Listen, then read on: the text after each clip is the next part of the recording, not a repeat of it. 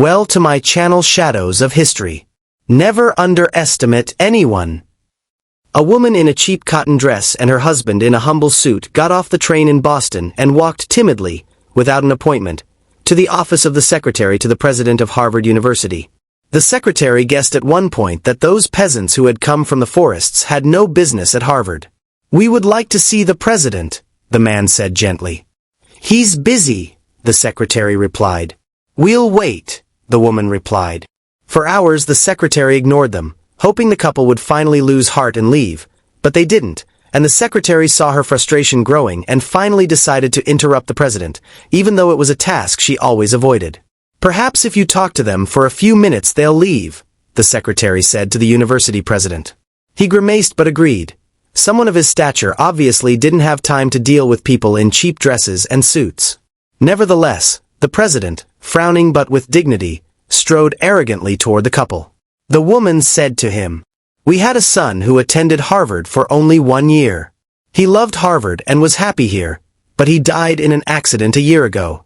My husband and I would like to erect something somewhere on campus in our son's memory." The president wasn't interested and said, "Ma'am, we can't put up a statue for every person who attends Harvard and dies. If we did, this place would look like a cemetery." "Oh no," the woman explained quickly. "We don't want to erect a statue. We think we'd like to donate a building to Harvard." The president narrowed his eyes, glanced at the couple's dress and cheap suit, and then exclaimed, "A building! Do you have any idea how much a building costs? We've spent over $7.5 million on buildings here at Harvard." For a moment the woman was silent, and the president was pleased because perhaps he could get rid of them now.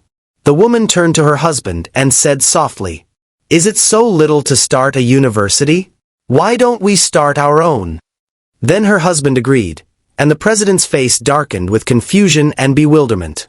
Mr. Leland Stanford and his wife stood up and left, traveling to Palo Alto, California, where they established the university that bears his name, Stanford University, in memory of a son whom Harvard hadn't taken an interest in. Leland Stanford Junior College was founded in 1891 in Palo Alto. It was named in honor of the deceased son of a wealthy landowner. That was his memorial, and today Stanford University is ranked #1 in the world, ahead of Harvard. How easy it is to judge by appearances, and how easy it is to be wrong when judging by appearances.